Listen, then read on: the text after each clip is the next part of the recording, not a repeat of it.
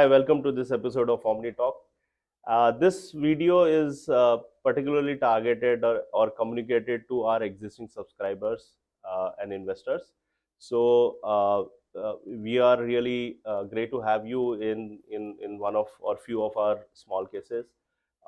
Now there is we need to like take a step back and kind of look at our asset allocation, your how you are investing your capital in equities. So there is a framework which we have discussed earlier, but it's very important to go back and take a note of that concepts, because you might have come across one of our small cases uh, you know through some Google search, or some other means where or someone would have told you about a particular growth vector or particular small case from OmniScience.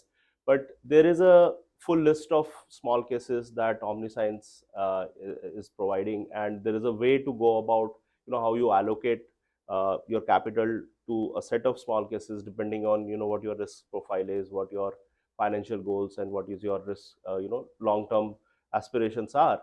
And that's where we want to touch quickly that you might have taken exposure to one or two single growth vectors, but there is a structured approach to that, and that's what we want to discuss today. Because how do you see the the let's just do a revisit on the asset allocation framework for OmniScience small cases. Right. Yeah. So one thing first is that each individual has to do their own financial planning with the Right. advice of their financial advisor based on their investment horizon, risk profile, Right. financial situation. Right. Now that will give asset allocation across multiple assets, and there will be some equity even for the most conservative, very Yes. conservative. Also, there will be 5%, 10%, 20% equity exposure advised. Right. Right. Now, once you come to equity, within equity, let's call that as 100%. Right. Within that 100%, typically we think that 40 to 60% should be in what we call core allocations, right? And that could be through, somebody might have taken ETFs or mutual funds, and Right. somebody would be using small cases for that. So there we think that our flexi cap strategy is a core strategy, which should be 40 to 60% of your portfolio. Of course, we have few other core strategies as well. Yeah. Some have some global exposure, etc., etc. But by and large, the core should be 40 to 60% of your total equity allocation, Right. however large or small that may be. Right. And then the remaining should be configured by not more than 10% exposure to a single growth vector, Right. or as it is called, thematic commonly. Right. There is a differentiation, but that is not relevant to this discussion. So I think we should, the investors you can look at your allocation, you can look at your total equity allocation and see whether a single growth vector exposure or a thematic exposure is exceeding 10%. If it is, then you can reallocate it to the core. Right.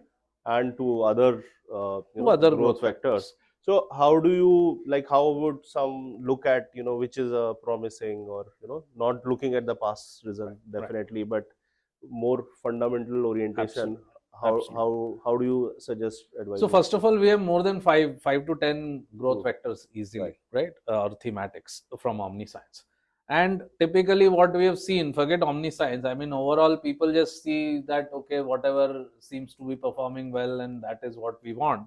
But that is more of the past, looking at past to and which is a maybe a reasonable judgment for future, but a more accurate version of judging what is in the future. Again, not foolproof, nothing is foolproof, but a better thumb rule I would say is look at the PE ratio, right? The lower the, and especially for OmniScience growth vectors, we broadly believe that the lower the PE ratio, the higher the future expected returns.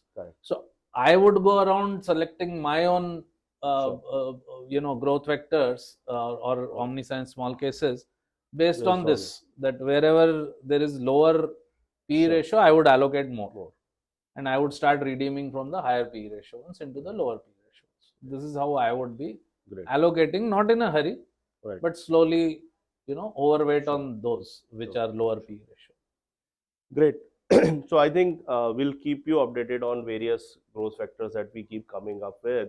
But on a regular frequency, this is very important that you look at your asset allocation, that to which growth vector what percentage of equity you have allocated, and if it needs trimming, reallocation, then that is one action that you can take. And you can obviously always allocate fresh capital to the new growth vector, so you have a diversified pool of growth vectors that you have taken exposure to. And Absolutely. if you have any queries, feel free to reach out to us, and we'll be more than happy to clear any queries that you might have. Perfect. So thank you so much for Thank joining. you. So always keep in mind that investment in securities market are subject to market risks. Read all the related documents carefully before investing. And also that registration granted by SEBI, membership of BASL, and certification from NISM in no way guarantee performance of the intermediary or provide any assurance of returns to investors.